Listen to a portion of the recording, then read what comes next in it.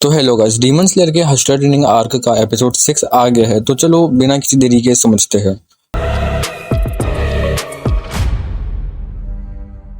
Episode की शुरुआत होती है जहां तांजीरो फाइनली ये बोल्डर को धक्का लगाने में कामयाब हो गया है। तांजीरो को देखकर इनोसुके में भी हिम्मत आ जाती है। वो भी पत्थर में पूरा दम लगाता है। उसके बाद इनोसुके भी पत्थर को हिलाने में कामयाब हो जाता है।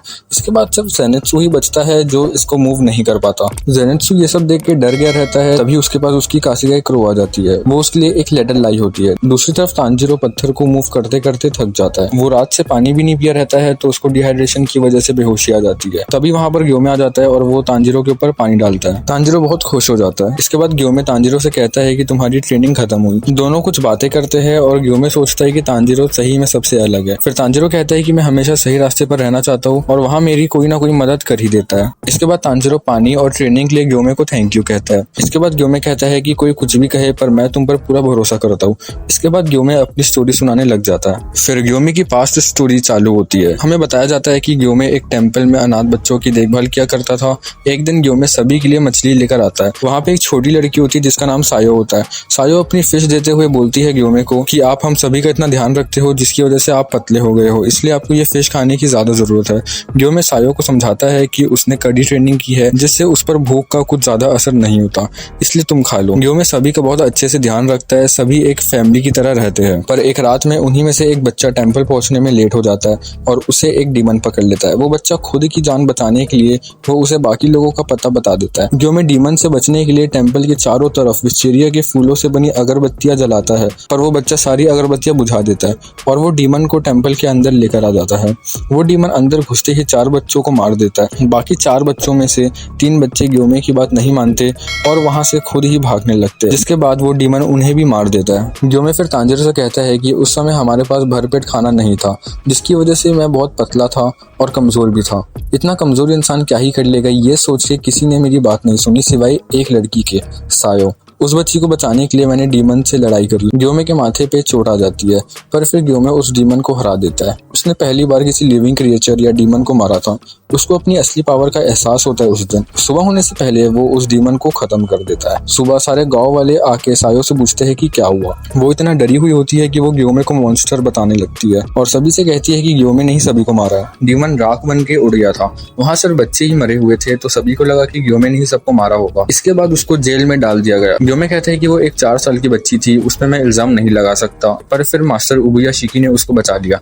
ग्योमे कहता है अगर उबुया शिकी नहीं आते तो शायद मैं यहाँ खड़ा ही नहीं होता। इसके बाद ग्योमे तांजीरो से कहता है पर तुम ऐसे नहीं हो, मैं तुम पर पूरा भरोसा करता हूँ। ये सब सुन के तांजीरो भी रोने लग जाता है। इसके बाद तांजीरो की ग्योमे के साथ ट्रेनिंग यहीं पर खत्म हो जाती है।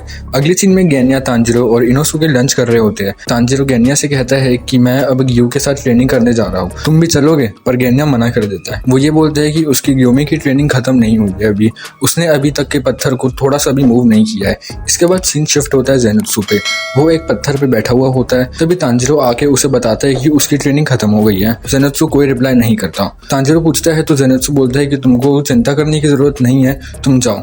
तांजीरो वहां से चले जाता है। फिर हम देखते हैं कि ज़ेनित्सु के माथे से खून बह रहा होता है और उसके हाथ में एक लेटर होता है। वो सोचता है कि तांजीरो तुम एक बहुत ही अच्छे इंसान हो, बट ये काम मुझे खुद ही करना होगा। इस सीन में हम पहली बार ज़ेनित्सु को इतना सीरियस देखते हैं। तांजीरो ग्यू के पास जाने के लिए निकल जाता है। ग्यू के घर पहुंचते ही वो देखता है कि सानेमी और ग्यू आपस में ही लड़ रहे होते हैं। दोनों का टक्कर का मुकाबला होता है। आखिर में दोनों एक दूसरे पे इतना जोर से अटैक करते हैं कि वो दोनों की तलवार ही टूट जाती है। सानेमी कहता है अब हमें खाली हाथ ही एक दूसरे से लड़ना होगा। ये सुन के तांजीरो बीच में आके इस फाइट को रोक देता है। सानेमी गुस्से में आके तांजीरो को मुक्का मार के हवा में उड़ा देता है। थोड़ी देर बाद जब तांजीरो को होश आता है तब तक सानेमी वहां से चले जाता है। तांजीरो ग्यू से पूछता है कि आखिरकार तुम सानेमी से लड़ क्यों रहे थे।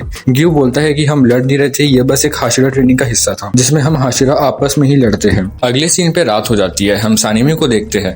हिगुरु और टोकिटो दोनों ही अवेलेबल नहीं होते हैं और सानेमी को ट्रेनिंग करनी होती है, इसलिए वो अकेले ही ट्रेनिंग करने की सोच रहा होता है। सानेमी आगे चल ही रहा होता है तभी उसे अपने पीछे से कुछ महसूस होता है। वो उसे पकड़ देता है और मसल देता है। सानेमी के हाथ में नाकिमे की एक आंख होती है। वो आंख थोड़ी देर में राख में बदल जाती है।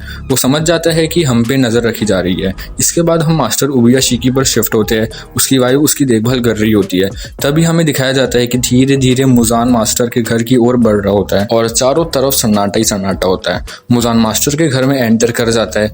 इसकी एंट्री काफी कूल थी और थोड़ी लंबी भी थी। मास्टर अपने कमरे में लेटे हुए होते हैं। मास्टर लेटा हुआ मुजान को आते हुए देख लेता है पर वो कुछ नहीं करता। मुजान काफी डरावना दिख रहा होता है। वो धीरे धीरे मास्टर की ओर बढ़ रहा होता है और उनके सामने जाके खड़ा हो जाता है। मुजान मास्टर को हेलो बोलता है। मास्टर भी मुजान को ग्रीट करते हैं। मुजान कहता है कि तुम्हारी हालत तो पहले से भी काफी ज्यादा खराब है और इसी के साथ ही ये बेहतरीन एपिसोड यहीं पे खत्म होता है।